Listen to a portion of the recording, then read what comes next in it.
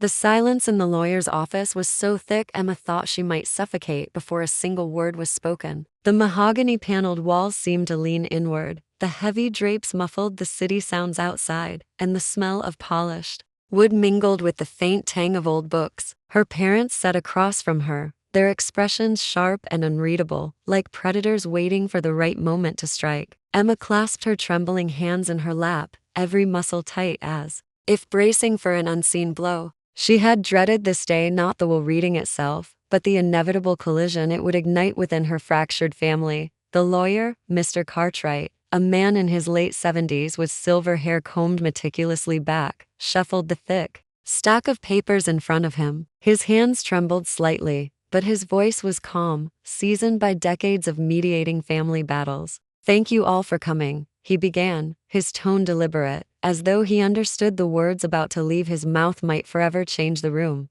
Emma's father leaned back in his chair, arms crossed, a look of bored impatience stretched across his face. Her mother sat upright, pearl necklace glinting against her collarbone, her lips pressed into a thin, expectant line. Neither of them looked at Emma. She was used to that by now. When her grandparents died, within weeks of each other, Emma had been devastated. They had been her refuge from the storm of her parents' cold ambition. She had spent summers at their countryside home, learning to bake bread with her grandmother, tending the garden with her grandfather, listening to stories of how they built their wealth from nothing. Their loss still felt raw, an open wound she carried into this room. Mr. Cartwright cleared his throat, adjusted his glasses and began to read the last will and testament of Harold and Margaret Whitmore. His voice was steady, formal, but each word carried the weight of a hammer driving nails into the coffin of her family's fragile peace. He spoke of properties, trusts, accounts, details Emma only half registered because her heart raced ahead, anticipating the moment the beneficiaries would be named. Finally, it came. "We, Harold and Margaret Whitmore, being of sound mind, leave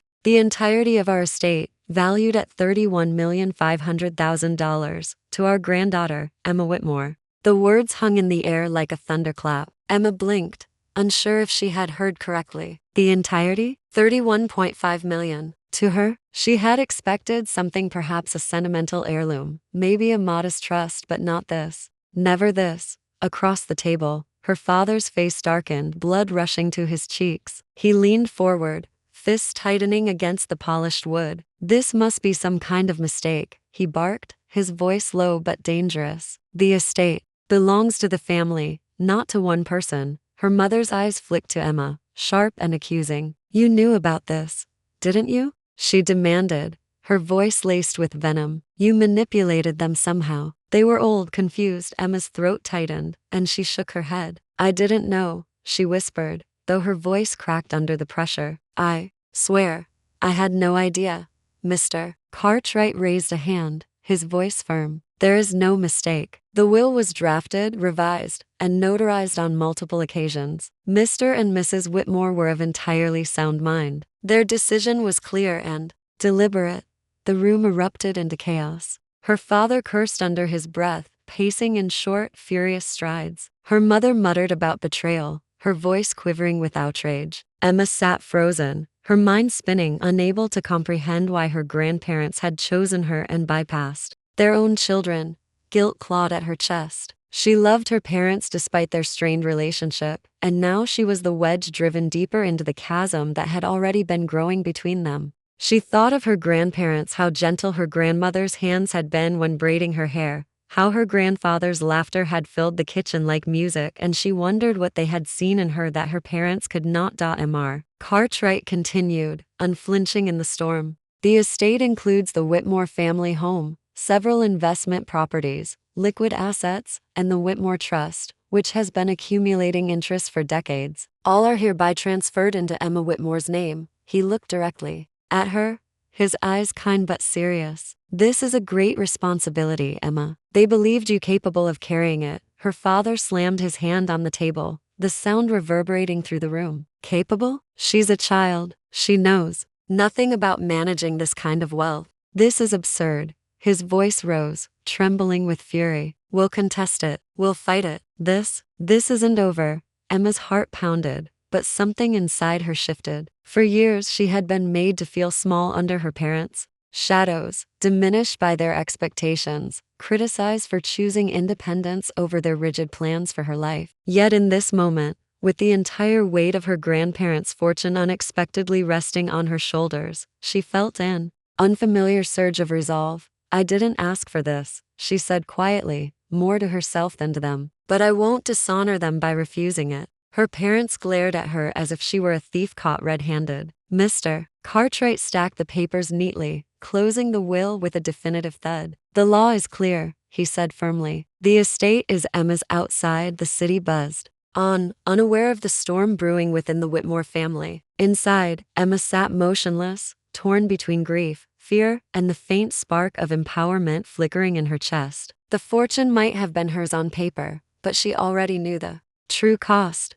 She had just inherited a war. The pounding on Emma's apartment door jolted her awake. It was early, far too early for unexpected visitors, and the persistent, angry rhythm told her exactly who it was. She hesitated for a moment, wishing she could pretend not to be home. But the knocking grew louder, more forceful. With a deep breath, she opened the door. Her parents stood there, side by side, their presence filling the narrow hallway like storm clouds rolling in. Are you going to let us in? Her father growled, or make us discuss this in front of your neighbors? Emma stepped aside silently, her stomach knotting as they swept past her. The small apartment, cozy and filled with personal touches her grandparents had encouraged her to cultivate, suddenly felt suffocating. Her father moved to the center of the living room like a general taking command, while her mother hovered near the window, arms crossed tightly. This is family money, her father began without preamble, his voice low but shaking with fury. It doesn't belong to you. It belongs to all of us. Your grandparents may have been confused, manipulated even, but that estate is not yours alone. Emma folded her arms, leaning against the arm of the sofa for support. It was their choice. They weren't confused. You heard the lawyer. The will was clear.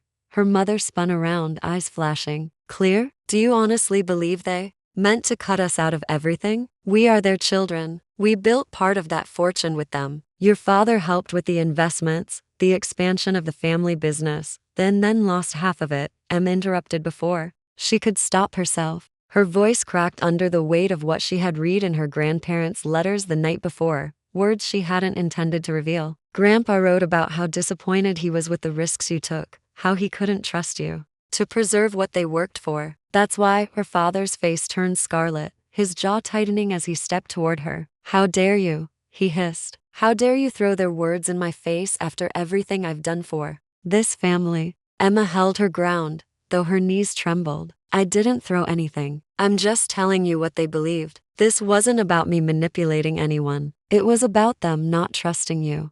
The room went silent. The only sound was the ticking of the clock on the wall, each second stretching into an eternity. Finally, her mother spoke, her voice icy. If you think you can keep this money without sharing it, you're wrong. We'll fight you in court if we have to. The family will side with us. Emma's chest tightened. The word family suddenly felt like a weapon, sharp and pointed. The family? She asked quietly. You mean everyone who's already gossiping about me? Who's whispering that I don't deserve this? I didn't ask for this inheritance. I didn't even know about it. But I'm not going to give it up, just because it makes you angry. Her father shook his head, pacing like a caged animal. You're being selfish, Emma. This money was supposed to strengthen the family, not divide it. You can't handle it. You'll squander it on foolish things or worse. Let it rot in some account, while real opportunities pass us by. Emma thought of the foundation ideas already forming in her mind, the scholarships and community projects her grandparents had once spoken of wistfully, but never had the chance to build. She clenched her fists. I'll use it responsibly. For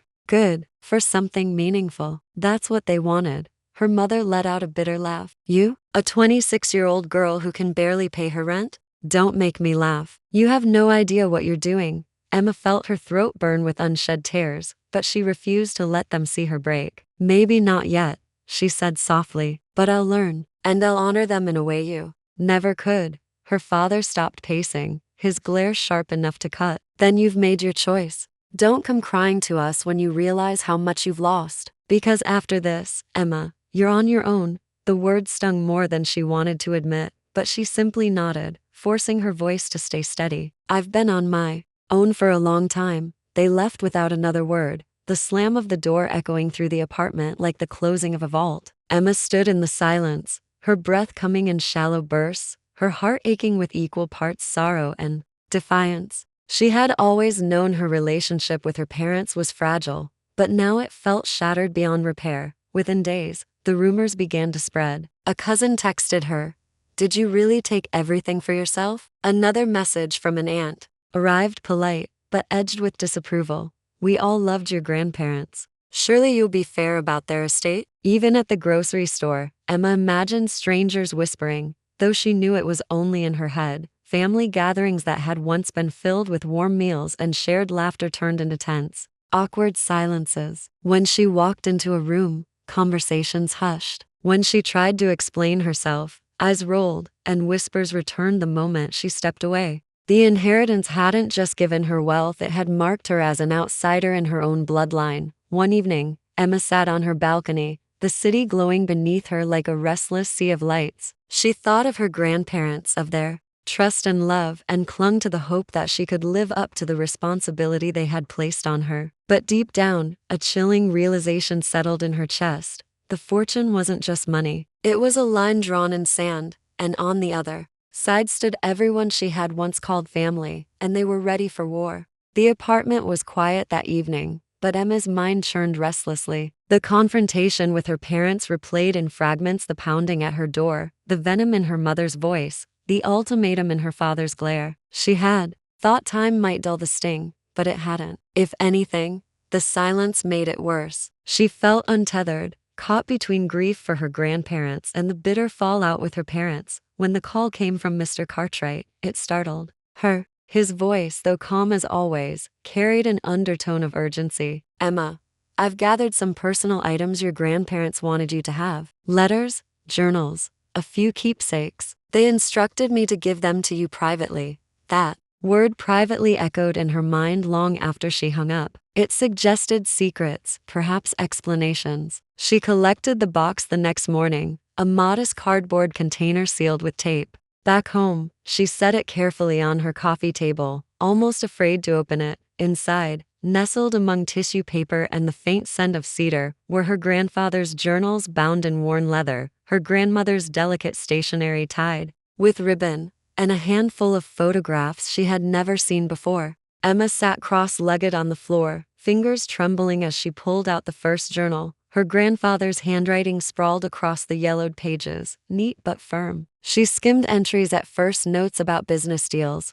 records of investments, but gradually the tone shifted. "Margaret worries about Harold JRB." One entry read, referring to her father. "He's become reckless, gambles on ventures without research, burns through resources. We fear what he might do if left in charge." Emma's stomach tightened. She turned the page, reading more. "We wanted to believe he'd grow into responsibility, but each year proves us wrong. We must consider protecting the legacy for the future." She set the journal aside, her hands trembling. She had always known her father was impulsive, but to see her grandparents' disappointment laid bare made her chest ache. They hadn't cut him out lightly, it had been a decision rooted in years of watching him squander trust. Reaching for the stack of letters, she untied the ribbon and unfolded one written in her grandmother's elegant, looping script. "Our dear Emma," it began, "if you are reading this, it means we are no longer there to guide you in person. Know that we loved you more deeply than words can convey. We worried about your parents. They are our children, but their choices have often left us heartbroken. Your mother resented our expectations, and your father, well, he pursued ambition without responsibility. We could not entrust them with what we built." Tears blurred Emma's vision. She brushed them away, forcing herself to keep reading. "You, however, showed us something different. Responsibility, compassion, the willingness to listen and to learn. We saw in you the hope that our values would not be lost. That is why we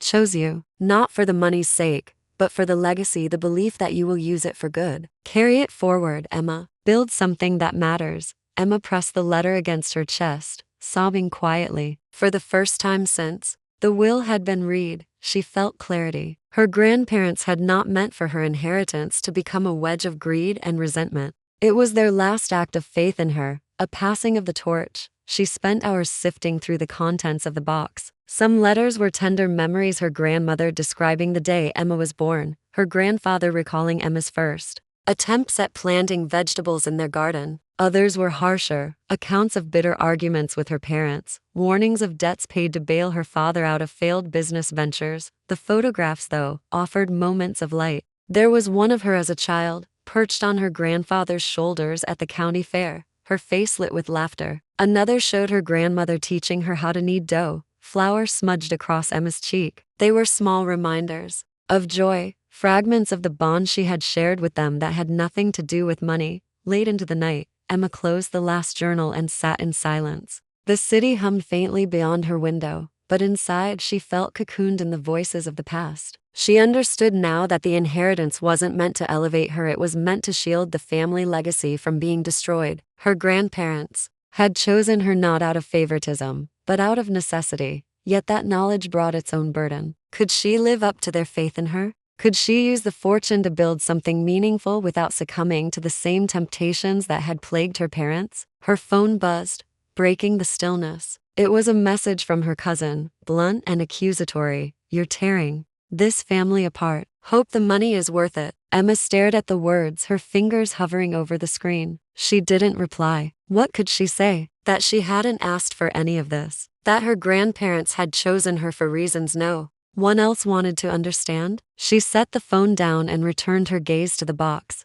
Among the items was one final sealed envelope, heavier than the rest. She hadn't opened it yet. On the front, in her grandmother's handwriting, was written simply, "For when you doubt yourself." Emma's pulse quickened. She held the envelope in her hands but hesitated. Doubt already gnawed at her, yet something told her this letter would carry even greater weight. She placed it back in the box carefully. Not tonight. She would save it for when she truly needed it. For now, she closed her eyes and drew a shaky breath. Shadows of the past had revealed themselves, and though painful, they had given her a compass. Her parents saw the inheritance as power, her relatives saw it as envy, but her grandparents had seen it as trust. Emma resolved that night, beneath the weight of their words, that she would not let them down. The summons arrived on a gray morning, slipped under her apartment door like a silent threat. Emma picked it up, her hands trembling as she scanned the words. Whitmore v. Whitmore. Her parents had filed a lawsuit to contest the will. The reality hit like a blow to the chest. Her family wasn't just angry anymore, they were taking her to court. The weeks that followed blurred into a haze of meetings with lawyers, endless paperwork, and the constant gnaw of anxiety in her stomach. The media caught wind of the story, and soon her name was splashed across tabloids. Heiress at war with parents over $31.5 million fortune. Strangers debated her morality in online forums, speculating about greed and betrayal. Every headline chipped away at her sense of privacy, leaving her raw and exposed. The first day in court felt surreal. The courthouse loomed large and imposing, its stone pillars casting long shadows over the steps. Inside, the air smelled faintly of dust and old wood. The murmur of voices hushed as Emma entered the courtroom. Her parents sat at the opposite table, dressed impeccably as though attending a gala rather than a legal battle. Her mother avoided her gaze, but her father looked straight at her, his stare hard and unyielding. Emma's lawyer,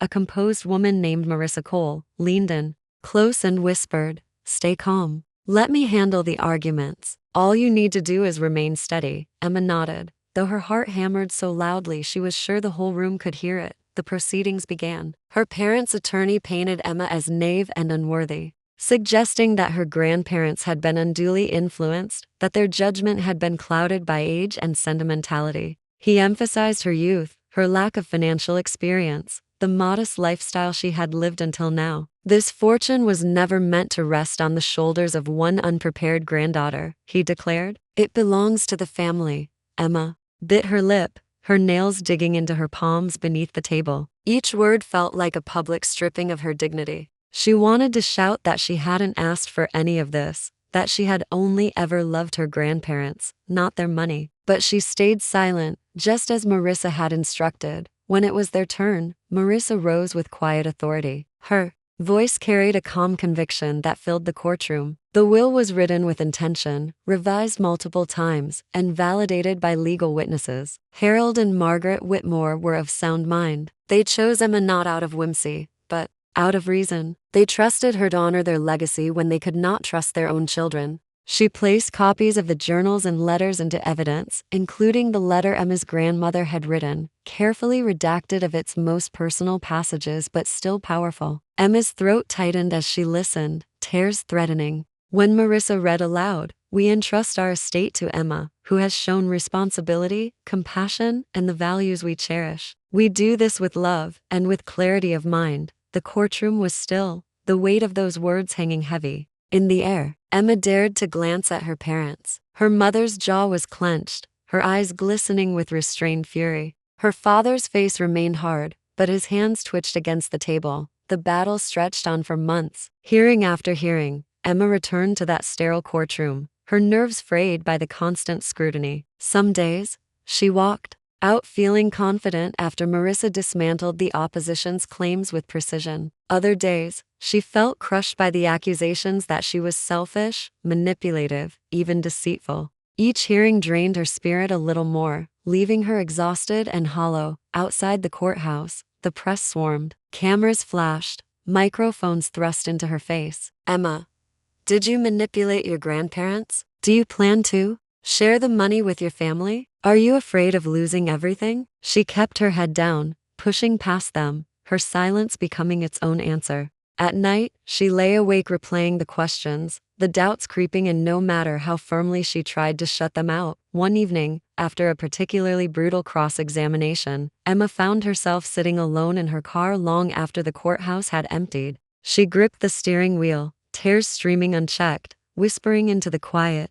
"I didn't want this. I just wanted them to be proud of me." The loneliness of that moment cut deeper than any lawyer's words, but slowly, amid the chaos, she began to steel herself. Each letter, each journal entry from her grandparents became an anchor, reminding her of why they had chosen her. She read her grandmother's words again and again. "Carry it forward, Emma. Build something that matters." Those words steadied her when the world seemed determined to paint her as unworthy. The final day of trial arrived on a brisk autumn morning. The courtroom was tense, the air electric with anticipation. The judge's ruling came after weeks of deliberation, his voice steady as he delivered the verdict. "The court finds that the will of Harold and Margaret Whitmore is valid and enforceable. The estate shall remain with Emma Whitmore as designated." The gavel struck, and just like that, it was over. Emma's breath caught in her throat. Relief flooded her, but it was tinged with sorrow. She turned to her parents, searching for some flicker of reconciliation, but their faces were masks of defeat and bitterness. Without a word, they stood and left the courtroom, their footsteps echoing down the aisle. Emma remained seated, her body trembling, her chest tight. She had won on paper, in law, but the victory felt hollow. The cost was steep, her parents' love, her family's acceptance, perhaps forever. As she rose to leave, Marissa placed a gentle hand on her shoulder. "You honored their wishes," she said softly. "That's what matters." Emma nodded, though her heart ached. She stepped out into the crisp air, cameras flashing, reporters shouting. She ignored them all, walking past the chaos, her eyes fixed on the horizon. She carried her grandparents' legacy, now $31.5 million. Yes, but more than that, the weight of their faith in her. It was a victory, but one that felt more like a wound than a triumph. The courtroom battle had ended, but the echoes of it lingered long after the verdict. Emma returned to her apartment, the same one she had lived in before the inheritance, and found herself sitting on the couch surrounded by unopened mail and unanswered messages. The victory felt strange, weighty but hollow, as though she had claimed a treasure chest only to discover it filled with both gold and ghosts. $31.5 million was hers, yet the people she had once called family had walked away, leaving silence in their place. For weeks, Emma drifted through her days in a haze. She met with financial advisors, signed documents transferring assets into her name, and watched numbers climb in accounts she had never imagined holding. But the thrill she thought might come with wealth never arrived. Instead, she felt a gnawing restlessness, and unease that kept her awake at night. The money was not a gift she could enjoy freely, it was a responsibility, a charge her grandparents had handed her with trembling hands and hopeful hearts. One evening, unable to sleep, she pulled the sealed envelope from her grandmother out of the box Mr. Cartwright had given her. Her fingers trembled as she opened it, finally ready to read the words meant for moments of doubt. "Dearest Emma," the letter began, "we knew this gift would come with burdens. Wealth can divide as much as it can build. We fear it may strain your relationships, perhaps even with your parents. But remember, money is only as meaningful as the purpose you give it. Use it to lift others. Use it to bring light where there is darkness. If you do, you will never doubt yourself again." Emma pressed the letter to her chest, tears slipping silently down her cheeks. For the first time since the trial, she felt a glimmer of direction. Her grandparents had not wanted her to hoard their fortune or drown in guilt. They wanted her to carry their values into the world. The next morning, Emma scheduled a meeting with a philanthropic advisor. She explained her vision, a foundation in her grandparents' names, dedicated to causes they had once spoken about with longing. Scholarships for underprivileged students, community centers in struggling neighborhoods, funding for medical research her grandmother had often donated to quietly. The advisor listened carefully, then smiled. "This," she said, "is exactly the kind of legacy they must have hoped for." Launching the Whitmore Foundation was not easy. There were endless logistics, stacks of legal paperwork, and scrutiny from both the press and her extended family. Some accused her of using charity as a shield against criticism, a way to polish her reputation. Others doubted her ability to manage such a large endeavor. But Emma pushed forward, her resolve hardening with each obstacle. When the first scholarship recipients stood before her, a group of bright-eyed students who had never believed college was within reach, she felt a warmth bloom in her chest that no court victory or bank statement had ever given her. She saw in their eyes the same spark her grandparents had once seen in her: potential, responsibility, hope. Months turned into a year. The foundation grew steadily, funding community gardens, literacy programs, and health initiatives. Emma began to travel, visiting schools, meeting with families, listening to stories of hardship and resilience. She discovered a sense of belonging, not in the family that had rejected her, but in the lives she was helping to change. Her parents never fully reconciled with her. Occasionally, a strained message arrived, a birthday card from her mother with a terse signature, a short email from her father asking about the foundation's progress, though never offering congratulations. Each message reminded her of what had been lost, but the pain dulled over time. She no longer expected their approval. Instead, she carried the weight of their absence like an old scar, sensitive, but no longer bleeding. On the anniversary of her grandparents' passing, Emma visited their graves. The autumn leaves rustled around her as she knelt, placing fresh flowers on the stone. "I hope I'm making you proud," she whispered, her voice catching. "I can't fix the family. I can't make them understand, but I can make sure your legacy lives on." As she rose, a sense of peace settled over her. For the first time in years, she no longer felt like the frightened granddaughter caught between her parents' expectations and her own dreams. She felt like someone her grandparents had believed in, someone capable of carrying forward not just a fortune, but a vision. Emma understood now that her inheritance was not measured in dollars, but in purpose. The money was only the vessel. The true gift was the chance to build something enduring, something that could outlast bitterness and silence. She could not rewrite the fractures in her family, but she could write a different story for those who came after. Walking away from the cemetery, Emma felt lighter. The road ahead would not be easy. Wealth always attracted envy, always drew shadows, but she no longer walked aimlessly. She walked with intent, her grandparents' words etched into her heart: "Use it to bring light where there is darkness." The fortune was hers, but it was never really about possession. It was about transformation. And though she walked the path alone, she walked it with purpose, carrying not just her grandparents' inheritance, but their faith in her. Like a flame she refused to let die.